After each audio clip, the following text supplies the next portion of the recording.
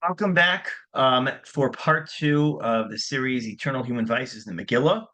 And if you, for those who either come in late or for those who are not able to partake, we will hopefully be recording, and we'll place this online at in due time. So the series is called Eternal Human Vices in the Megillah, and a lot of what I noticed, a lot of the themes in the Megillah are sort of all the fun things in life, like all like food, drink, sex. It's like all like the exciting things that everybody wants to know about. It's not necessarily painted in a positive light in the Megillah, but certainly there's a message, right? And keep in mind, Chazal debated what do we do with certain books? Books like Koheles, books like Shir Hashirim. Koheles raises all sorts of questions, theological questions about God, about the existence, about and Shir Hashirim is at least on a shot level, on a very simple reading level, is a very um, it's essentially romantic poetry, but of course it's a mushal, it's a parable for the relationship between us and Hakadosh Baruch Hu. But because of that, there was heavy debate. Should it be canonized? Should it not be canonized? Should it be included in the Sifrei Kodesh, in the Kisvei Kodesh, or is it outside of that? Rabbi Akiva came along and said that Shir HaShirim is the Holy of Holies. It's the holiest of all the writings. So we also have a story like Megillah Esther, and the story of Miguel Esther obviously is a story about a historical event. It's a story about how we were persecuted and we overcame that persecution. And in the end, HaKadosh Baruch Hu saved us. And V'na'avochu, and he switched the table, turned the tables. But in the context of that story, there's a lot of, there are many themes. Um, and one of them is the idea of beauty and intimacy, and the role that these things play in, at least in Paras Madai, and the role they play in Judaism, that becomes sort of relevant within some of the sources. Now I'm going to focus on one particular component about beauty and sexuality, but I'm not. This is not an extensive class on the topic. It's just sort of one of the messages that emerges to me. Um, but I think it's important because it tells us a lot about the Jewish, at least the sources that we have, tell us a lot about the Jewish approach to these issues. So I want to begin right away a discussion about beauty. Any discussion about beauty in Chazal's view is has to begin with this Gemara in Tainus. Gemara in Tainus, Daf Chaf Amud Aleph, tells us as follows. Let's read the Gemara together. Maaseh Shavo Rabbi Lazar ben Rabbi Migdal Gedor Mibeis Rabba. One time, Rabbi Lazar, son of Rav Shimon, was coming from Migdal Gedor, from the house of his teacher.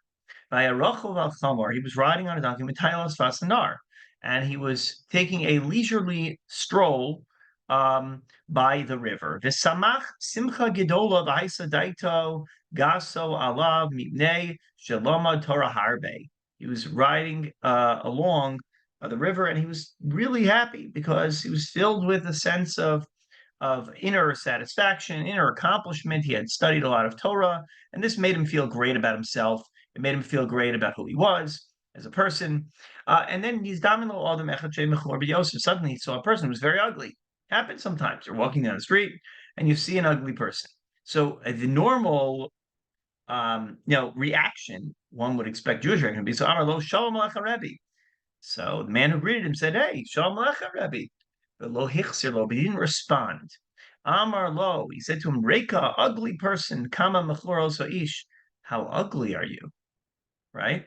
This is like the opposite of what anyone would say, and it's in and the class that we're giving tonight is not going to try to understand what in the world Rabbi Elazar was saying. Maybe there's hidden levels that perhaps we don't understand, but on a shot level, he saw an ugly guy. And he said to him, "You're very ugly." Empty one. Shema kol b'nei Yercham aren't the This is a new city to me. Is everyone in the city as ugly as you are? Amar lo, he said to him, no, any of that I don't know. He said, but go to the craftsman who made me, meaning God, and tell him how ugly is the vessel that you made. And eventually, he repeats it, he does tshuva. He tries to do tshuva for what he did. He realizes that you can't speak that way, and the story is as bizarre as it sounds. But in the response, the Gemara codifies is this idea that in HaKadosh Baruch Hu's eyes, he creates all of us, and we're beautiful to him, right? We're his creatures, right? And the idea that beauty is somehow subjectively defined is not true, at least in the eyes of Chazal. Beauty is well, yes, it's true. Beauty is the eye of the beholder, but Hakadosh Baruch Hu defines beauty because He made all of us, and because we were created by Hashem. We were all by definition beautiful. I referenced earlier in the conversation before we started the Torah from the Twilight Zone. I have a 20-part series of curriculum on Twilight Zone. This is my favorite episode. One of the most famous episodes is the episode of the Eye of the Beholder, where the entire episode, a woman who's wearing heavily bandages around her face is undergoing the seventh surgery to fix this terrible blemish that she has. She's a hideous looking woman, and they're going to fix her. And by the end of the episode, they're unwrapping the bandages, and finally, you don't see anyone's faces. You just hear them talking about, I really hope it works. And if it doesn't work, we have a colony where we send people like you. Don't worry about it. The end, the nurses and the doctors, they drop the scalpel on the floor, shock as they pull the bandage off. And they said, the surgery didn't work. And they show her face. She's stunning. She's a model. And they turn to the doctors and they have all these giant pig snouts and distorted faces and eyes that are drooping this way and that way. And everyone looks like that. And they show the dictator on the screen and he's screaming in this sort of Hitlerian fashion. And he looks like that. And they're going to take her away. And to convince her, she has to go to a place, this leper colony, as it were. They bring like this guy who's going to convince her. And he's a really normal looking, very handsome guy. And he says, look, I know you look at me and you think I'm hideous, but believe me, if you live long enough where we're going to go, you're going to start to see that we're beautiful also. It was a very powerful episode. Um, and I think of this Gemara when I think of that episode because the fact that Hakadosh Baruch Hu defines beauty and not us is an important ethic to remember. Nonetheless, right? We recognize that even those who are consumed with their looks in a negative sense, they don't like the way they appear.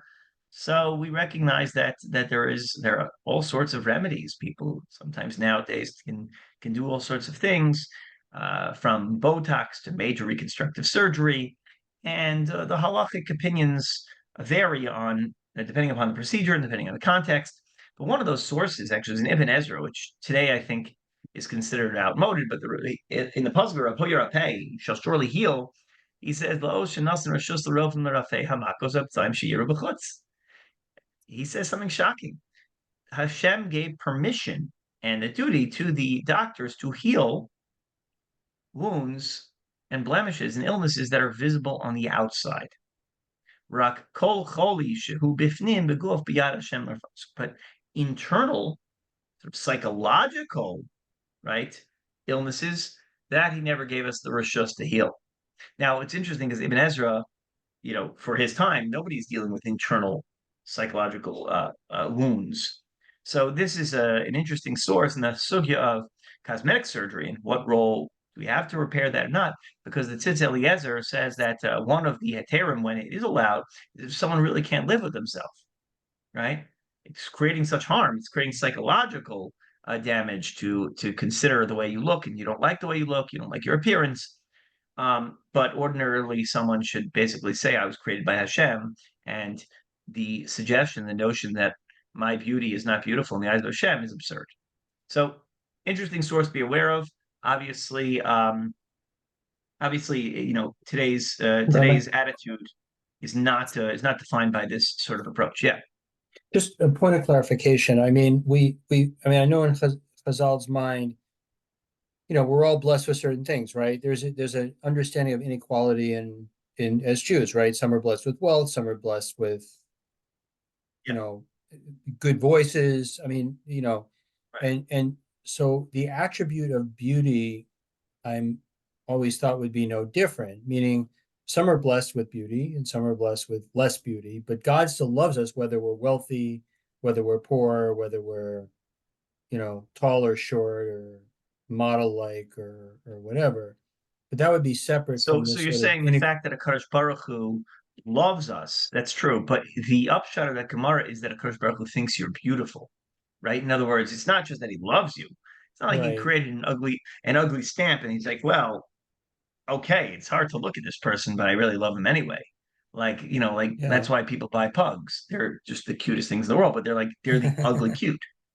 So It's not Not like that. really a Kadosh Baruch dog Hu guy, but actually okay, made I understand your what? point. I'm Yeah, not yeah, really a yeah. dog guy, but I understand your point. Right. So Okay. Kadosh Baruch Hu, I want, for the record, I want to get a pug. It's not there's certain people whose opinion matters very So much this in would this be household. different, Don't is want your a dog. point. Based on this Gemara, this would be slightly different. Right. Meaning there That's what is I'm no saying. such Now, Kadosh thing. Baruch Hu finds you beautiful, finds everyone Right. beautiful. That's the Okay. point. Anyway, take a look at the reference to beauty in the Megillah. Now you don't have to go far in Megillah's Esther to talk about beauty. I mean, there's a beauty pageant, right? Yeah. He's asking his wife to parade around undressed. Obviously, there's a focus on physical beauty. It's discussion. Guys are sitting around a table, they're drinking, and they're saying, "Oh, you think that's a nice vessel? That's a nice vessel." We're talking about kelim mechilim shonim.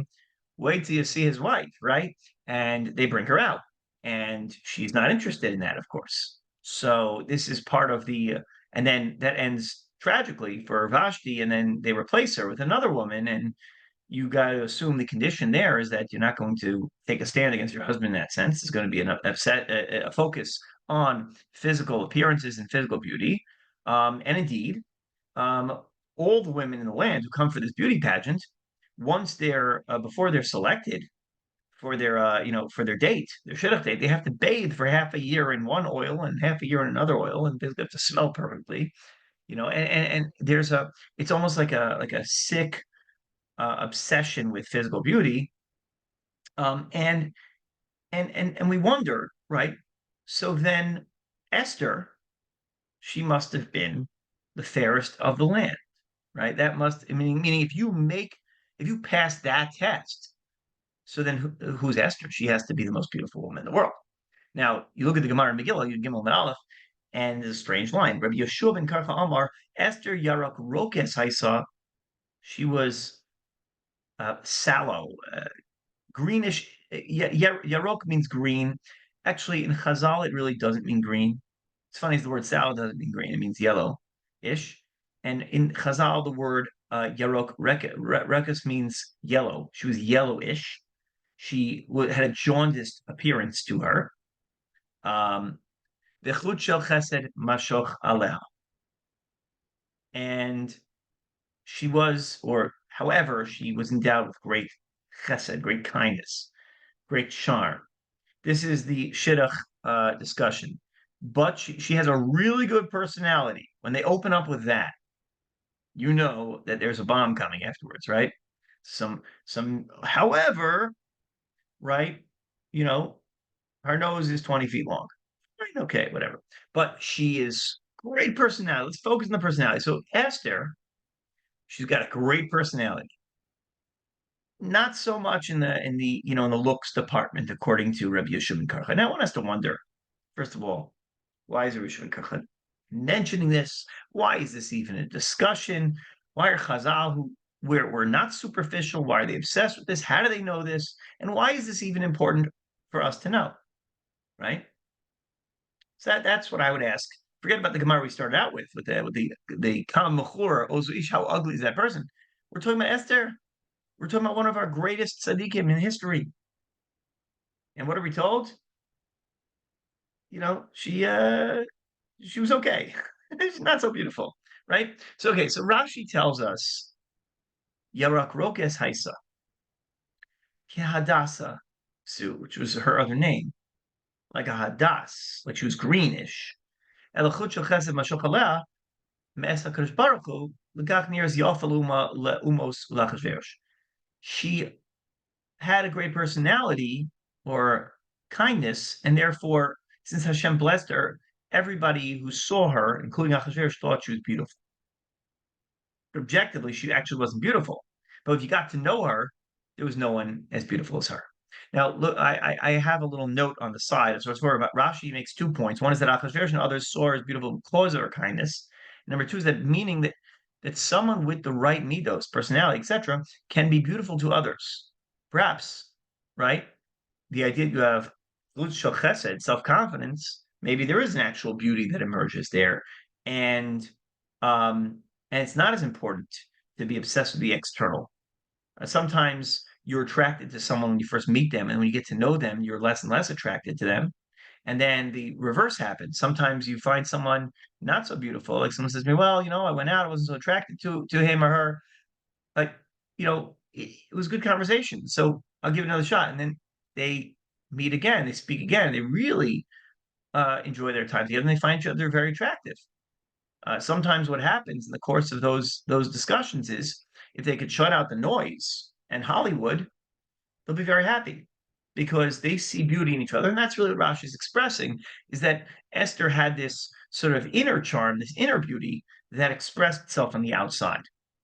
And I think that this Chazal is teaching us something important about beauty, and we're going to talk about this. We're going to focus really on this idea for the remainder of the year, and so talk about some of the sources and what that means in terms of Chazal's attitude of beauty. Take a look at the Gemara in Megillah. Any questions so far before we go to source 5? Any questions on what we've talked about?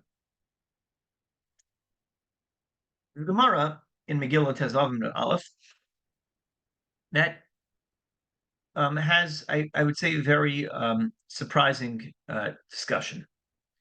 You remember Facebook was originally invented to rank the women in Harvard, right?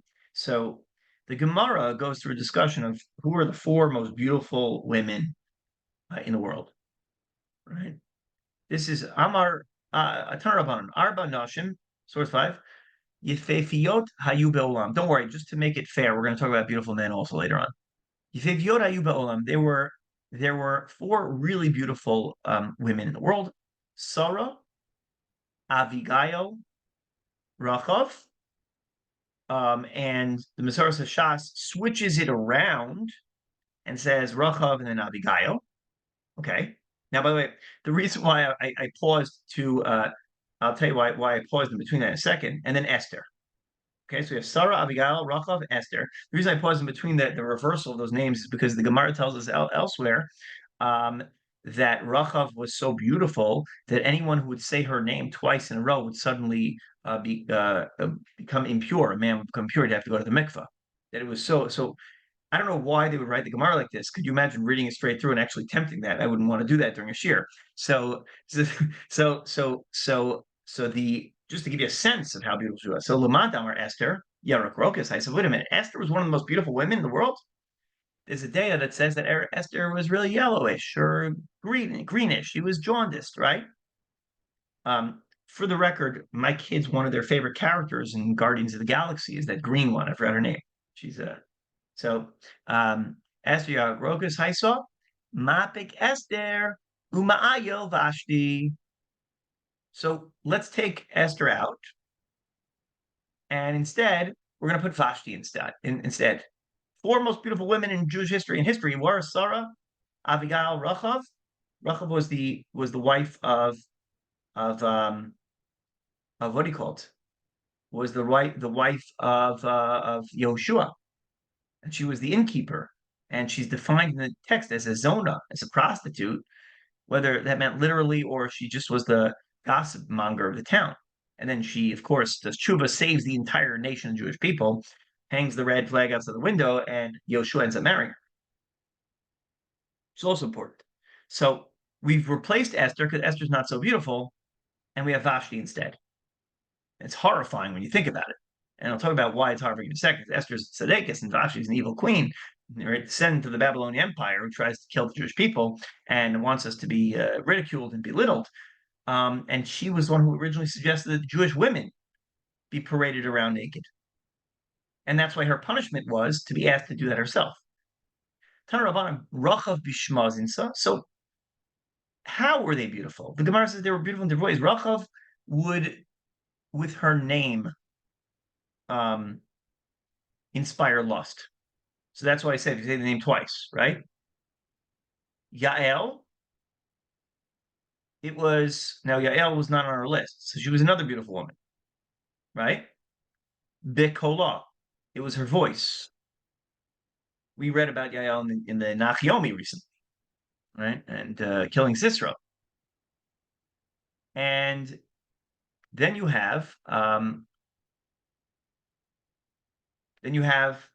Avigail Bizchirasa. Avigail is the mention of her memory. When you remember, oh, I remember her, right? That's and Michal bat Shaul b'riyasa. Michal bat Shaul was with how her sight, meaning when you would see her, sort of like the visual beauty that we talk about. Now, I want to ask a question about this Gemara. So the Gemara defines four beautiful women and it tells us, by the way, women are beautiful in different ways. Some have a nice voice, is what you were saying earlier, Mark. Some people have a nice complexion. Other people have nice personality. Other people, it's this sort of this phantom mention of their name. I think Hollywood actors and actresses, we have that because first of all, they're all dolled up with makeup and they're not always so beautiful when you take the makeup off. But it's all fake. It's like Hollywood. It's fake. But I'm going to start giving Sherman filters and see what happens. Someone told me they're now doing like they're piping into hotels beautiful smells like vanilla and things like that. So you walk in these places, and you love the shop, and like there are stores where they were trying this in Apple stores, and the sales were like through the roof where they were piping in nice smells. And the ones where they weren't, it did not things did not sell. But I want to do that in shul because I think as much as people are attracted to sort of the herring gefilte fish, like 90-year-old suit smell that shuls tend to have after a while, I think we should pipe in some good smells. But it's all superficial. Hollywood is about image, and I think sometimes it's the image of fame, right? Like rock stars are usually not the most good-looking guys, but the reputation is that they have their pick of the litter if they want. Why? Because they're cool, they're famous, personality. It's not their good looks. Maybe it's their voice, maybe it's their charm, maybe it's their wealth, right? Who knows what it is? Beauty is defined differently to different people, and people would kill to be with a famous person who's ugly. And why?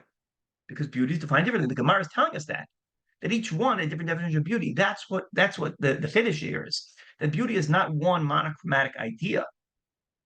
And that so we have the idea that Akash Baruch Hu defines beauty. Everyone's good looking in the eyes of Hashem because Hashem made everyone. And number two is beauty is a subjective and varied sort of thing. Now that's an important message that emerges from this Gemara.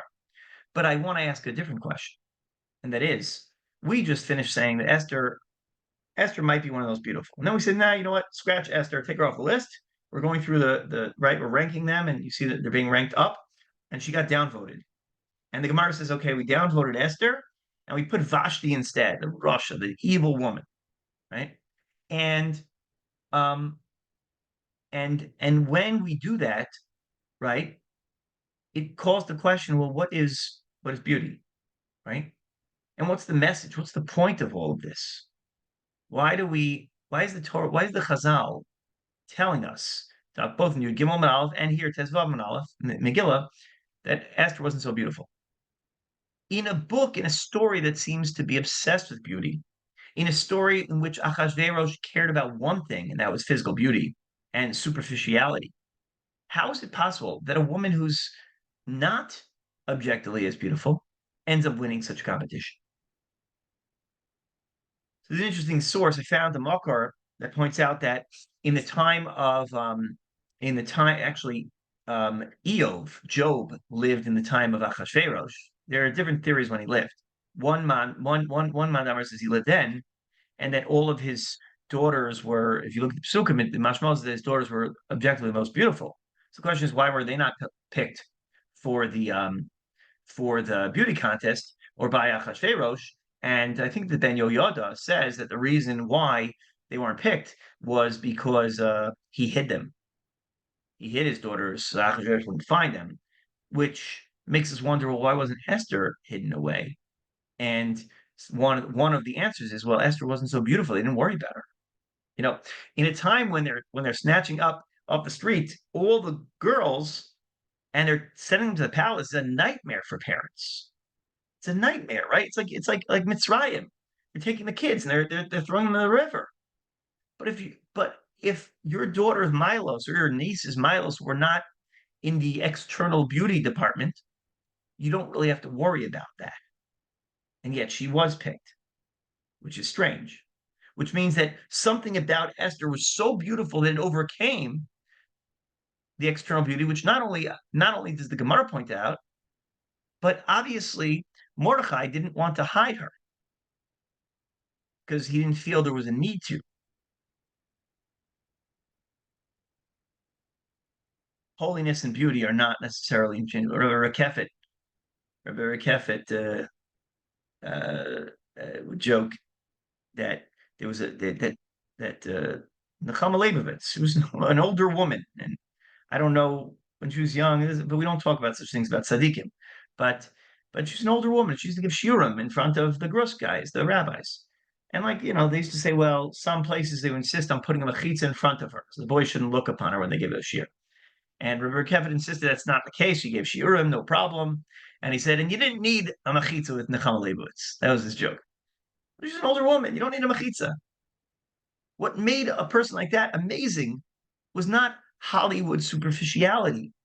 It was an inner beauty, an amazing tzidkus, a righteousness, a mastery of all of Torah. And what emerges from this Gemara is that even though she wasn't objectively beautiful, she was selected. Esther was picked, which means that there's beauty that is so much beyond the external. My grandmother, I'll give you two quotes from her. My grandmother said, and her yurtzeit was a few days ago. She said, number one, she used to say, beauty is skin deep, but ugliness is to the bone. That was her joke. But the other joke she would say was, when you get older, when you grow up and you get married, you might be tempted. You meet this one, you might want to marry a beautiful non-Jewish girl. Don't forget that if you do that, then one day you'll wake up next to an old shiksa. That was the only my grandmother could. So what is she saying? There's so much more to beauty than that external part, right?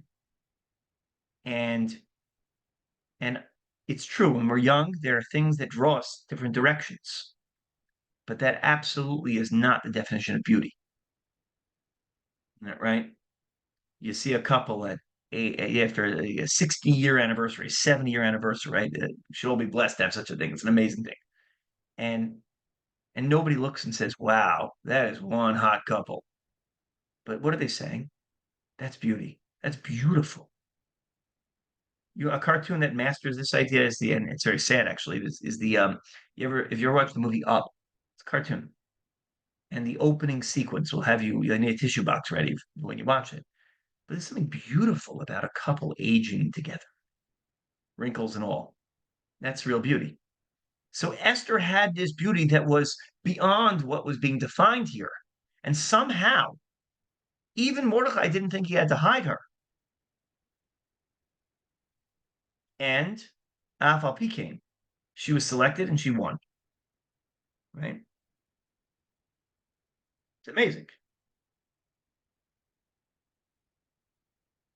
So messages, beauty came in many forms.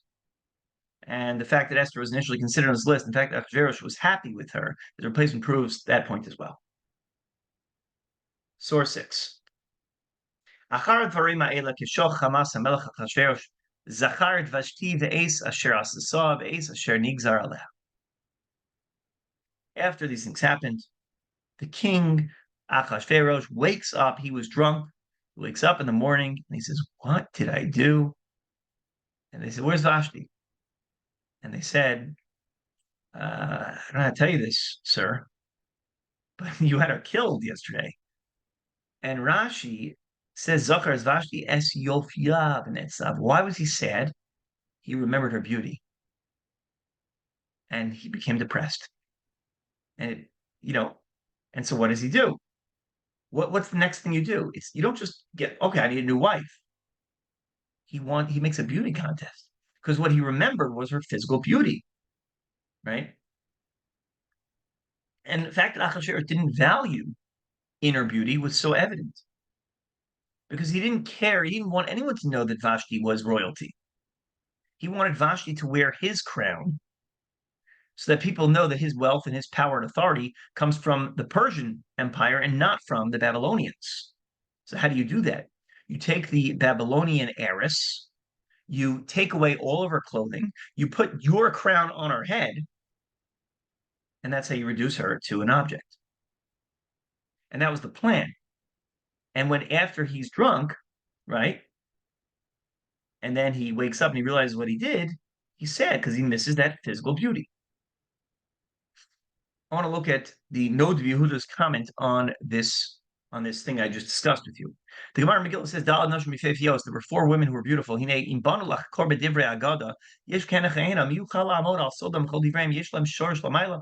do we know who can be? Each one has different signs of beauty, as we said above. Each type of beauty has another charm to it, another component. Sarah, Hulodia Kamat Sanua. How beautiful is Sarah? Look how modest she was. That was beautiful. Internal beauty. The Kadosh, she was so holy. Avram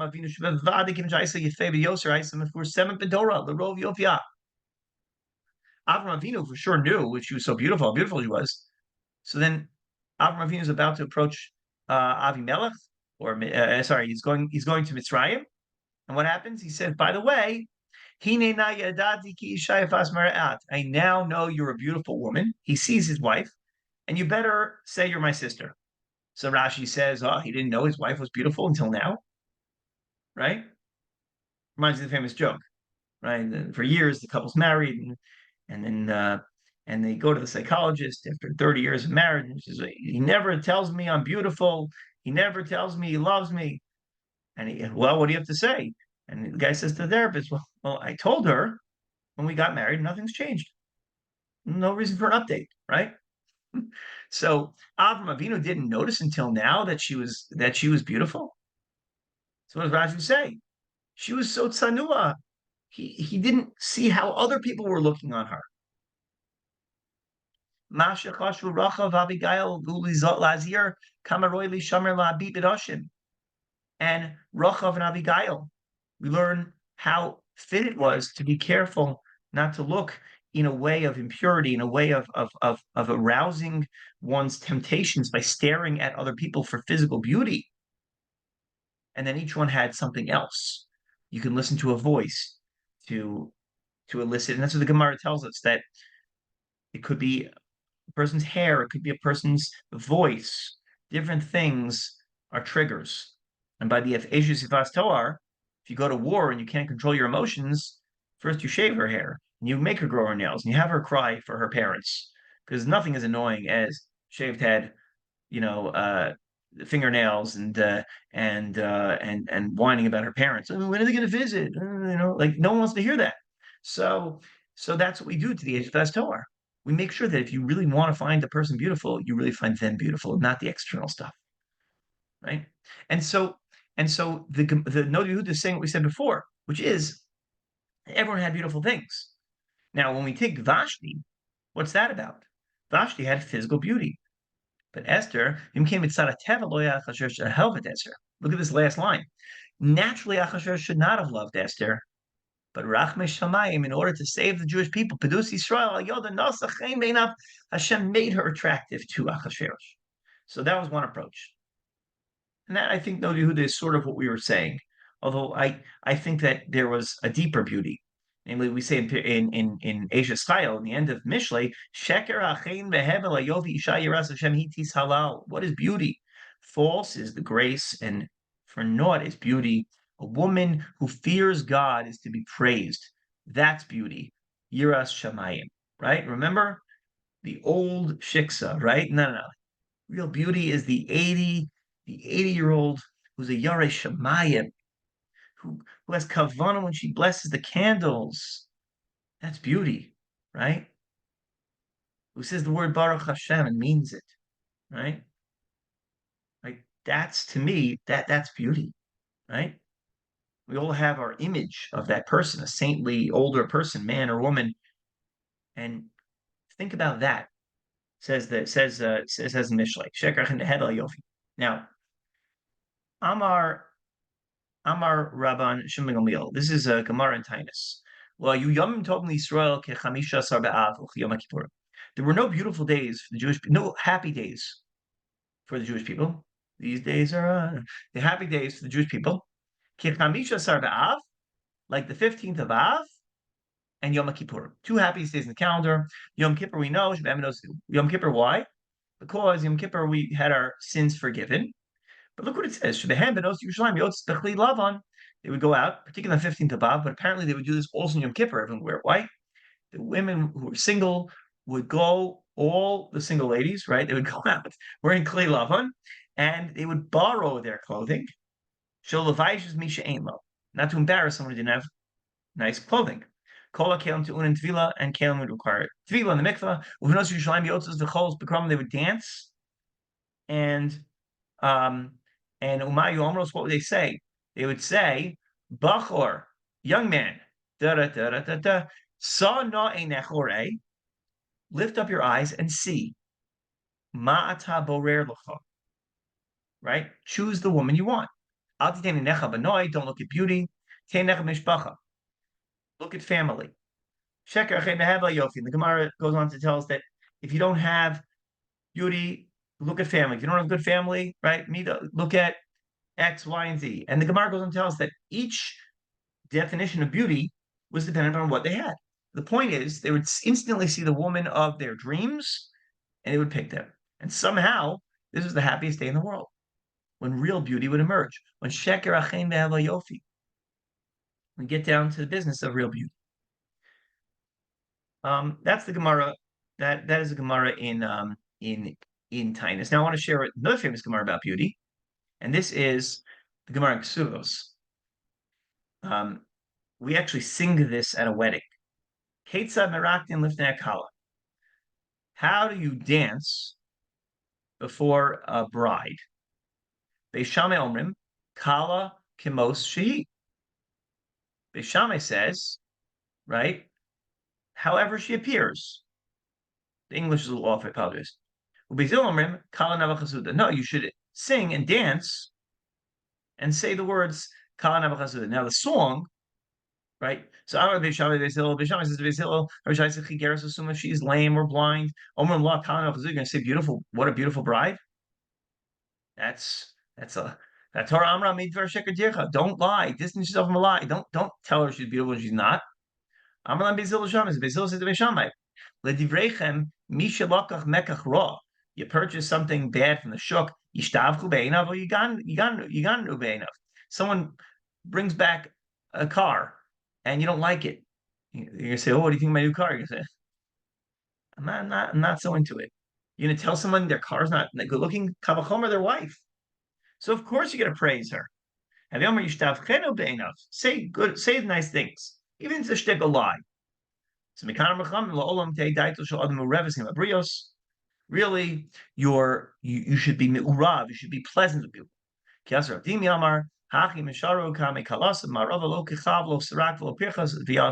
She doesn't need makeup, she doesn't need surgery, she doesn't need Botox, she doesn't need it, right? Nothing. And she's still beautiful. Unbelievable. Look at that.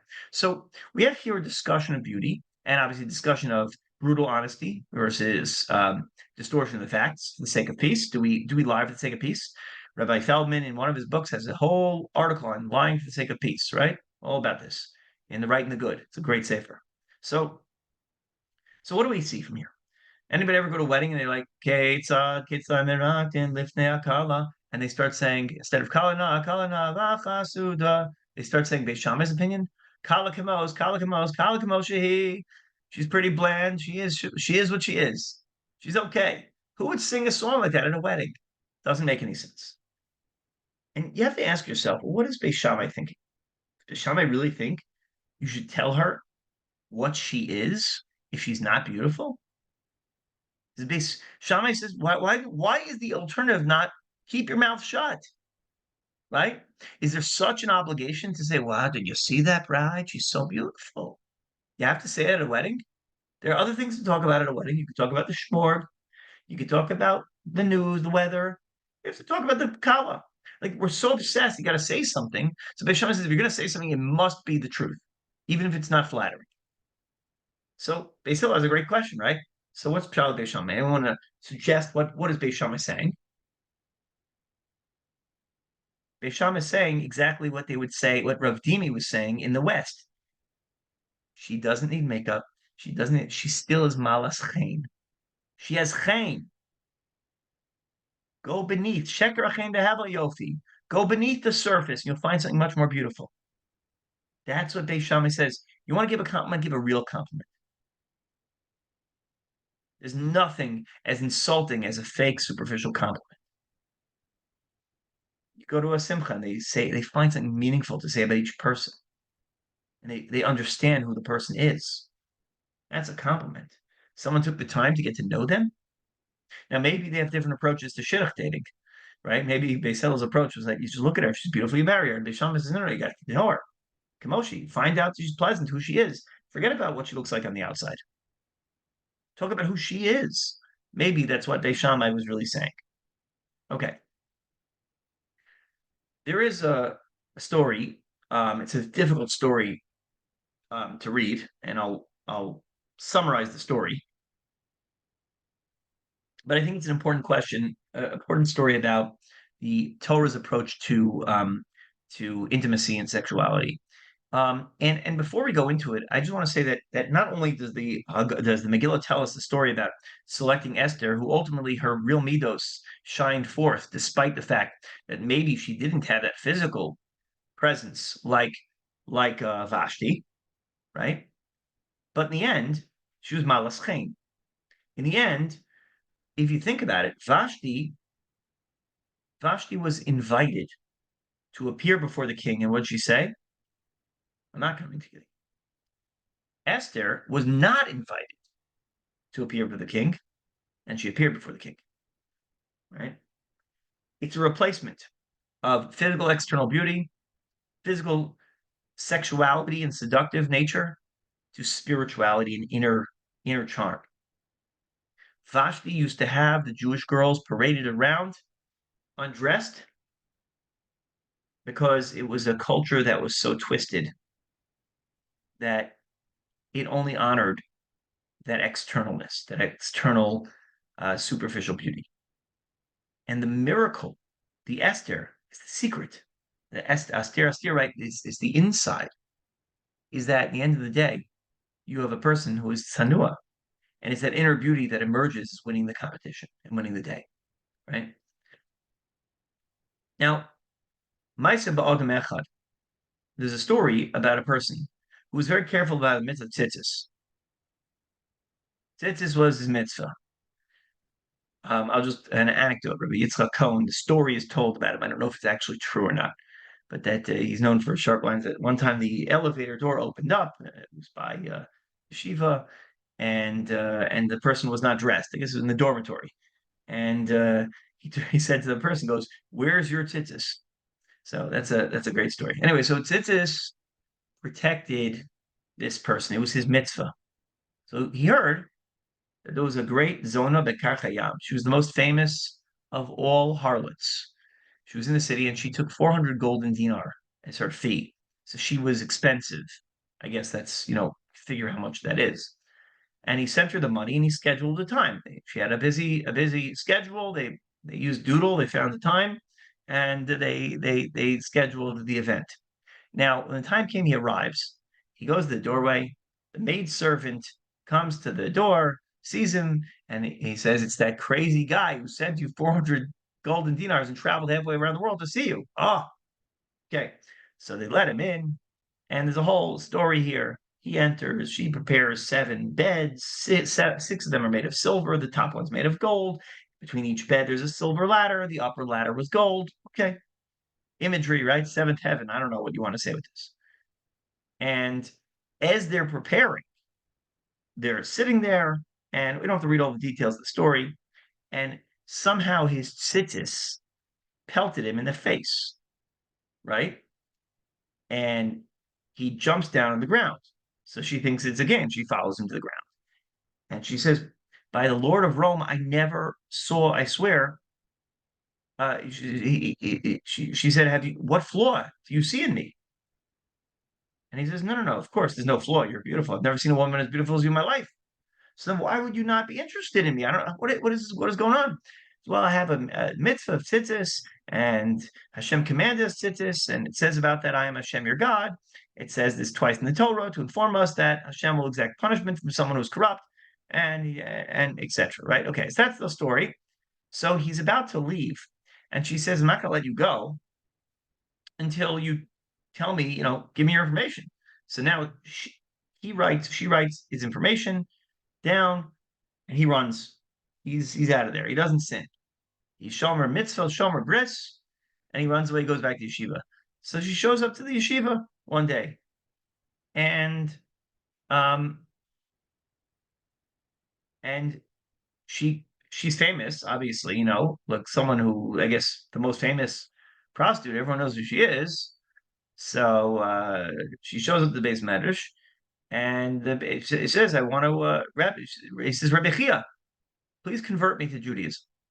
Rabbi Chia says, "Absolutely not. Maybe you want to seduce one of my students."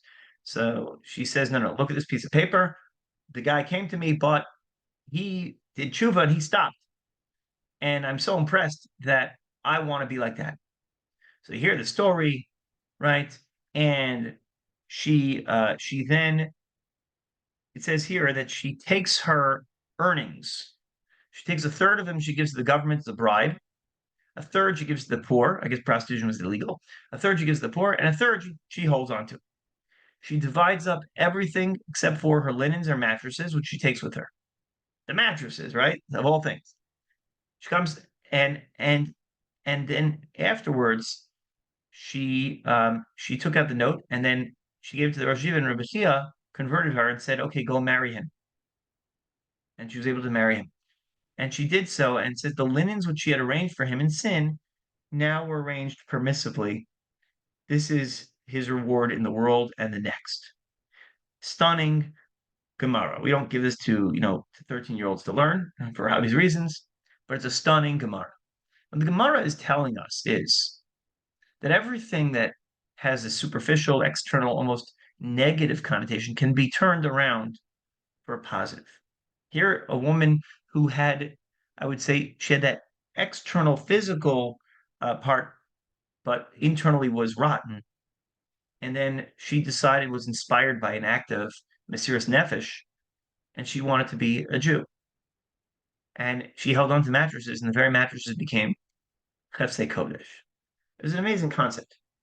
How do we define Kedusha in Judaism? What is holiness?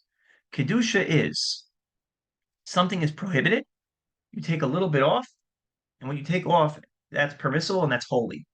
Kiddushin means what's the bracha you make at a wedding? The bracha you make at a wedding, most people who transition bracha at a wedding, they would think it's crazy. The bracha at the wedding is you are now forbidden to have relations with everyone else. In front of all your friends, your grandmother's there. Baruch right? What are you saying at a wedding? What are we talking about? The answer is that's Kedusha.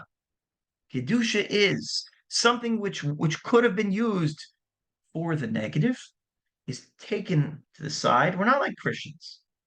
All physicality is not gross. We don't sit on a hilltop and meditate all day long. You find one person, you find the beauty, and that's holy. And everything else is now asura, is now unholy. Kodesh means separate. Here you have something that was profane turned into sanctity in the most shocking Gemara that you could ever read. I want to share one more piece on beauty, and before we close, and that is the Agadata of Rabbi Yochanan. Rabbi Yochanan, because we've been talking about women's beauty, now men's beauty. Rabbi Yochanan used to go to the mikvah and sit by the gates of the mikvah. And he would say, when they leave the mikvah, they would look at me, mistakenly, they'll have good-looking children like me. It's shocking. So what is going on? Rabbi Yochanan wanted women to look at him, and that would create by the way, there's a whole theory on the website I found, Talmudology of Dr. Jeremy Brown, married to Erica. So he has a whole essay on this particular Agadata also, which is interesting. But Rabbi Yochanan was known to be very good looking. Many stories abound about him and his good looks. Gemara Bava Metzia tells us that he was Mishapirid Yerushalayim. He was among the most. He says, "I'm the last one of the beautiful people in Yerushalayim." That's what he said. I'm the beautiful people, right? I'm one of them, as he said about himself. Hi man deboy mexi shufrid Rabbi Yochanan. You want to see how good looking he was? What would you do? You bring a new shiny silver goblet from the smith and fill it with red pomegranate seeds, and place a diadem of red roses upon the lip of a goblet, and position it between the sunlight and the shade. That luster is a semblance of Rabbi Yochanan's beauty. Oh, what a picture. That's how good looking he was. Well, one day, Rabbi Yochanan was talking.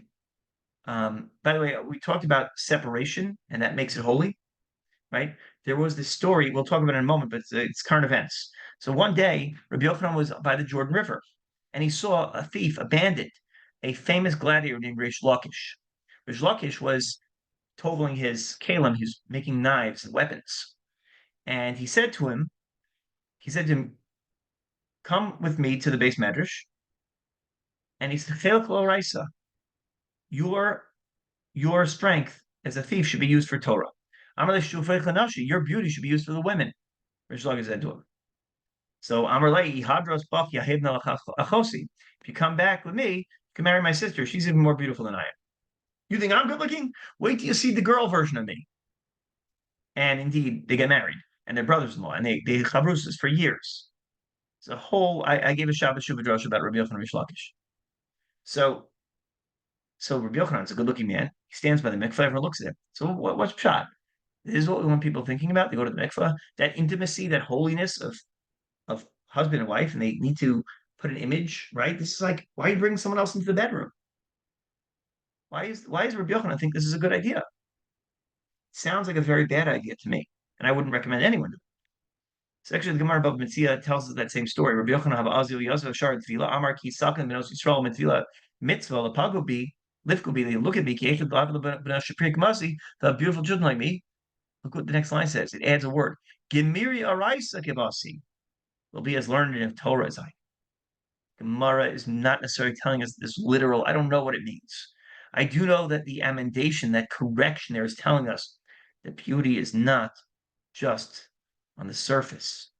Beauty is about quality, about who they are. They're learned, they're holy, and that's what we want people to be. When people, you want to have that thought of that kind of deep beauty. And I think that's what emerges in the story of Esther. That's what emerges in the story of the Megillah, the beauty competition that becomes a story of inner beauty and inner charm, and a message of not a sexuality that we are afraid of, but one that is separate and therefore holy. There is a famous blogger, Instagrammer, who thinks that we will stop the Aguna crisis by women telling their husbands they're going to go on strike on Friday night. This was in the news this week. I would give a drusha about this, but I can't. But I could say it this year. And she's been heavily panned and criticized, and that's not how you solve it. You don't solve one evil by creating machlokas in a marriage. All sorts of problems. I don't want to go into why it is, but it's a fundamental distortion, I think, of the beauty of intimacy, which is a holy thing. And what it's suggesting is that it's a very unholy thing. And it's a reward. It's like no steak dinner tonight till we fix the world's problems, right? Like I'm not going to drive a car because the world is the environment is falling apart. Okay, don't drive a car. But but to equate sensuality, to equate intimacy with some sort of reward and punishment system to correct the world's wrongs is fundamentally sick. And it grows out of that mentality that beauty is only an external thing. And if you believe in that, then all lust and all desire is also evil. Because in the end of the day, it falls apart. And that's why the holiest people in other religions adopt an approach, or supposed to adopt an approach of celibacy, because it's evil. But if you adopt the approach that it's actually beautiful, it just has to be separate and distinct and sanua, then the end of the day, what emerges is an inner beauty and a definition that is appropriate, right? And yes, when we see all sorts of horrible things, like a person who is wrongfully refusing a get, yes, we have to protest, but not by distorting and damaging other relationships, and not by distorting the very definition of intimacy in marriage.